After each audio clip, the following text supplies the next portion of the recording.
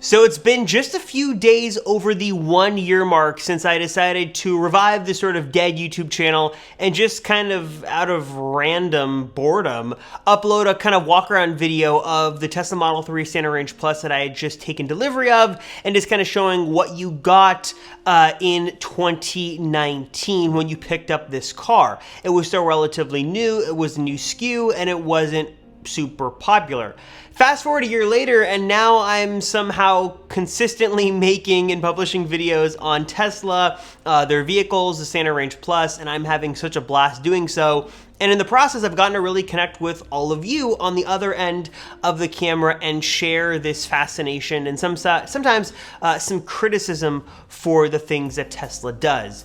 But I thought it'd be a good chance now, 1 year later, to kind of reflect on the Standard Range Plus, my year with it, the troubles I've had with the car, the successes I've had, the things that I love, what's gotten better, what's gotten worse, and give you an honest look at what 1 year of Model 3 ownership really looks like. All right, so before I jump any further into this review, I just kind of want to preface this video by saying and kind of giving a disclaimer, I am not a car reviewer, I am not a car enthusiast or a car expert in any sense of the word. I am more than happy to link to a bunch of great Model 3 reviews down below that really are in depth and analyze all the great parts of driving this car and all the car-esque features, but I want to speak to a little bit more of my experience getting the car, the quirks, the learning curves, and kind of the experience. It's obviously a great car to drive, it's a fun car to drive, it's quiet, but I'm not an expert on wind noise or handling or anything like that. So if you're looking for that, that is not this video. This is more of a real world, an average person's example of what it's really like to use this car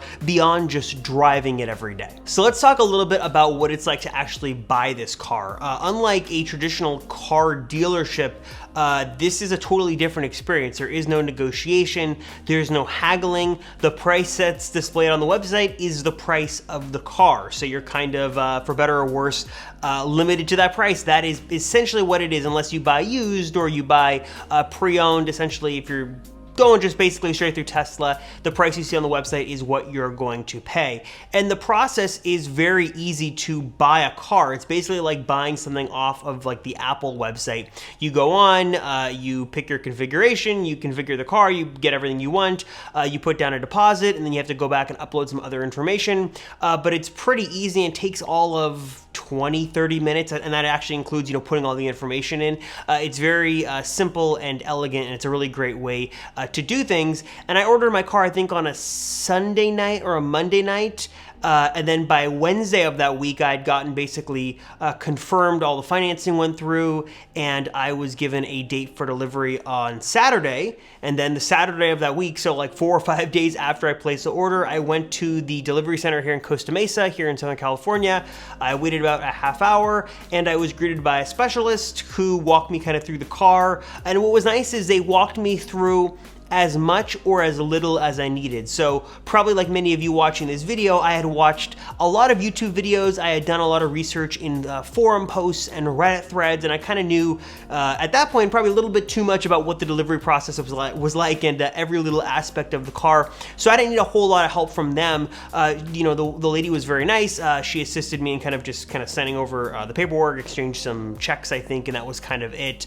And I kind of got a little time to look at the car, was charging, and that was basically it. I drove it off the lot and I was done. So obviously, like any new car, there are some things to adjust to, and a Tesla is no different, if not a little bit more than any traditional car. This was my first EV, so it was having to get used to charging and range and taking care of the battery on top of everything else that is new with a Tesla. There is no key fob, there is no instrument cluster behind the steering wheel. Everything is different and new and very unique and very tech forward, which I, as a kind of techie person, as you can tell, really do appreciate and continue to appreciate. But I think it take probably about a week to kind of get used to everything, to not have to worry about carrying keys, to not thinking about turning the car on or off. The car was basically just always on in some different type of sleep mode. To know that the car was always connected. Probably the biggest thing is, people are off put by the touchscreen, having to kind of glance a little bit down and to your right to see the speedometer speedometer. I think that took, like I said, about a week, and I was pretty much used to it. This Tesla software was, really nice, and that was an easy adjustment. I did go from a car with CarPlay that could do a lot of things to a car that at the time couldn't do much. Back in May 2019, so a year ago, there was obviously no version 10. My car could only do Bluetooth streaming from my phone. There was no internet music streaming option available. There was no satellite maps.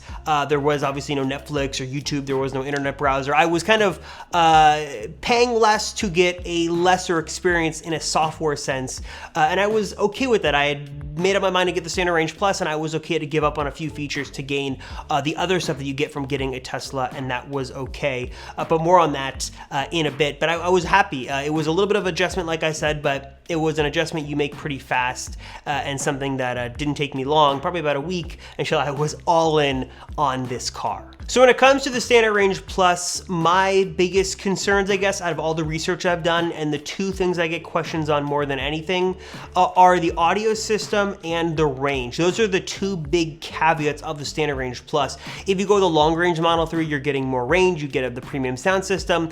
The Standard Range and Standard Range Plus models are the ones that you really lose out on those premium features. So the biggest questions I've always had in my mind, and something I've gotten asked more than anything, is, are those two things a really big deal? Are they, in a sense, a deal breaker? So I've talked about this in other videos that I'll link to below, but I'll say this. A year later, I'm not concerned about the range. It's obviously something I have to think about, and I'm never kind of not thinking about the range. I'm always kind of aware what the car's current state of charge is, but it hasn't been an issue. Running errands, going to work, doing general driving things, 240 miles of range has been plenty for me to do all those things. And even if I want to go on a road trip or I want to take a longer drive somewhere, I'm able to take advantage of the Tesla Supercharger network to supercharge my car in a short amount of time, or take advantage of other public, open to the public kind of third-party charging stations as well. It hasn't been an issue. I haven't longed for more range too much. Obviously, the more range, the better. The more range that you can get, I think you should definitely pay for as much range as you can afford at the time. But I will say that 240 miles was not a deal breaker for me, and continues to be not a deal breaker by any means. It has been totally enough range, comfortable amount of range to get me from where I need to go, and has allowed me to basically do anything I want with the car, with just having to make sure I charge it at least, once a week, or if I'm going on a long road trip, to kind of plan accordingly. But it has not been a big deal by any stretch of the imagination. And then, of course, the other subject I get asked about more than anything is about the sound system. How good or bad is the sound system in the Standard Range Plus? And I will say this. I am not an audiophile. I am not someone who can identify all the different particular aspects of a certain music track or an artist. I appreciate music, but usually I'm listening to music on a casual basis or listening to podcasts, so that is kind of where I'm coming from. And I will say this. The audio system in the Standard Range Plus is perfectly adequate. It's a good audio system. It sounds good. Obviously, you are missing a subwoofer and you are missing some amplifiers, which in turn gives you a lesser audio experience because you're not getting the full array of speakers in the Model 3 that are active and always outputting audio. But it is a very good audio system, and I think good enough for most people. Obviously, if you want the best audio experience you can get, then you should pay the $9,000 and go for the long range and get the premium interior, which will give you that premium audio experience. But it is something to kind of keep in mind. If you really like your music, then it might be well worth the upgrade. And I really think the audio system is really one of the only negative things about the Standard Range Plus. I have made plenty of videos about why I love this car, and I will reiterate it again in this video if you haven't seen those other videos. The software is just amazing. This car has gotten transformed by software over the past 365 days. This is not, in terms of software, the same car that I took delivery of a year ago. When I got this car back in May of 2019, all of the premium options like satellite maps and music streaming through Slacker and Stitcher, the ability to use an internet browser, all of those were reserved for the premium interior in the higher end cars, and there was no even rumor or discussion about it ever coming to the Standard Range Plus. It was just something that probably wasn't going to happen, and I had made peace with that, and I was okay with that. But to see that come in subsequent software updates basically unlocked my car's full potential. I now have the same software in my Standard Range Plus that cost $40,000 that is in the same Teslas that are $50,000, $60,000. It is just crazy to see that the software now is basically in parity with all of the other cars. My car can do everything that the other cars can do. I have a full internet browser now, I have satellite maps, I have Netflix streaming, Hulu, I have games, and I of course can stream music through Spotify and other various sources of internet radio. It is so cool to see what big a change, what big of a deal software updates are, and just how much benefit a car can have from relying on software. Obviously, Tesla is very often criticized about how software is a very vulnerable part of the car and how it could lead to a lot of bad stuff, but it can also lead to a lot of good. And here is a classic example of how software updates can totally transform this car. I feel like I have a totally brand new car than I did 1 year ago, and all the cool additions that have come in software updates over and over the past 12 months have just made this car so much better. Other things I love about this car, Autopilot is simply a game changer. I'm sorry, there is no other way to put it. If you haven't gotten to experience it, you have to try it. It is unlike anything else I have ever gotten to experience. And I used to have to do a long, I think it was an 80-mile round trip commute. I was doing a lot of driving for a short time for a commute I was doing for work, and Autopilot was the MVP of that drive. I could sit back and have a discussion on the phone or listen to a podcast or do whatever I wanted while me obviously, maintaining attention to my surroundings and the road and keeping my hands on the wheel and being alert, but just not having to have that mental strain of making sure the car was, going the right speed or making sure I wasn't going too fast or too slow. I could relax a little bit and I could, make sure the car was driving me safely, but the car was doing 90% of the driving. And that was just so awesome to see. And even every day I make a longer trip or I'm on the freeway, Autopilot is just so easy. It's so easy to engage. I have never had any issues with the system. I have not had any weird Autopilot glitches. It is just a wonderful system that also keeps improving. And it's really the main thing that drove me to the Standard Range Plus over the Standard Range was Autopilot. It was just well worth the money for me and well worth the premium, and it's something I use 90% of the time I'm in the car driving somewhere. Autopilot it's simply incredible. I don't have enough good time or enough good things to say about it, but it is awesome. And one of the big things that drew me to the Standard Range Plus, like I said, and I'm glad I did because it is certainly very worth the investment to go for this car. So what about charging? That's one of those things with EVs that really seem to deter people, that and range anxiety.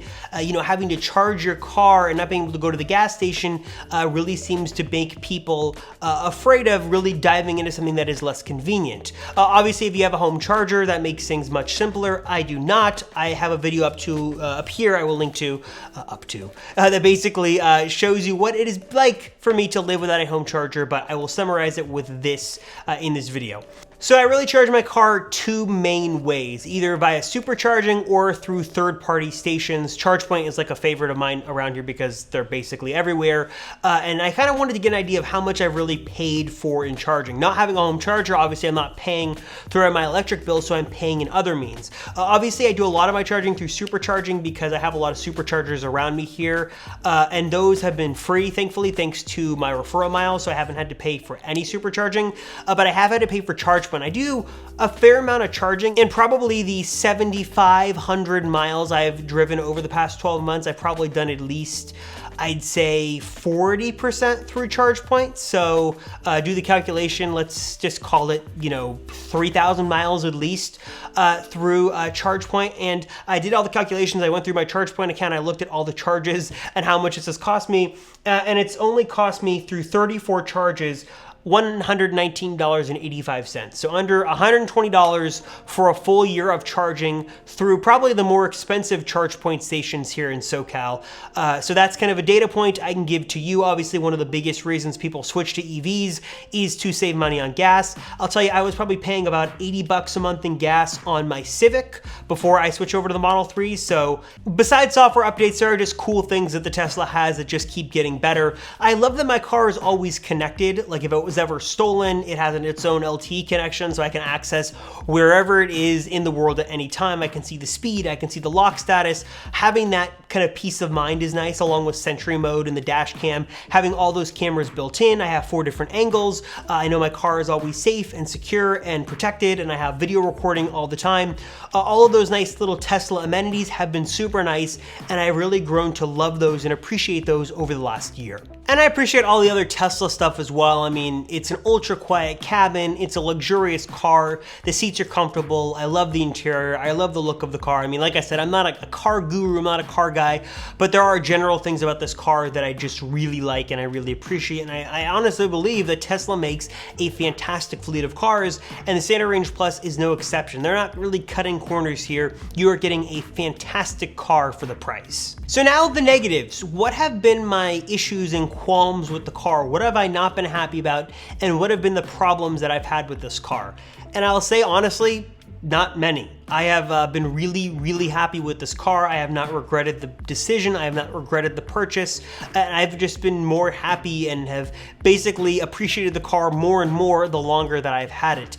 The only real issues that I've had is when I first took delivery of the car, I was having a lot of random crashes and software reboots. So I'd be on the freeway with Autopilot and the car display would just go black, and then it would reboot with the Tesla logo, and I'd be kind of driving blind in a sense for about 30 seconds to a minute, which was a little weird, but that has mainly seemed to stop since the initial kind of first wave of software updates after I got my car last summer.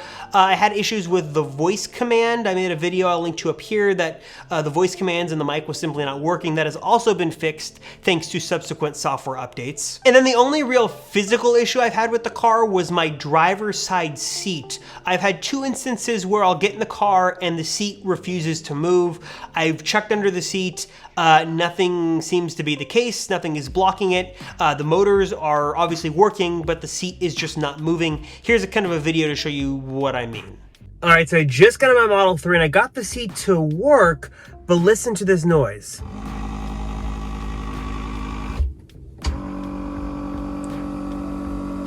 Better, at least it moves, but something is definitely not right. So that's it. That is 12 months in my experience with the Standard Range Plus. Obviously, I'm not getting the maximum amount of range. I'm not getting all the creature comforts of the full premium interior. I'm not getting a dual motor. But besides those 3 things, and I guess if you count the audio system as the 4th thing, besides those 4 things, I'm in love with the car. This car has just gotten better. These software updates have been incredible and have added so many features to this car. I love the look of the car. It's a luxurious car. I love the interior. There is a lot to love about this car, and it just keeps getting better every time I drive it. And I've answered this before, and I'll say it again here. If I had to buy this car all over again, I'd do it again without any hesitation. It is a fantastic car. I love Tesla. I love the vision of the company. I believe in the engineers. I believe in Elon and the team, and I think this is just a fantastic car and one that I am very happy with 1 year later, and one that I am excited to drive as the years are to come. So that's it. That's been my experience with the Standard Range Plus 1 year later. If you guys have any questions, comments, I'd love to know about them. Leave them down below. We can have a little discussion. But that is it. That is my ramblings on the car after my 1 year of ownership. Thank you guys so much for watching. I am Robert Rosenfeld, and I will see you in the next one.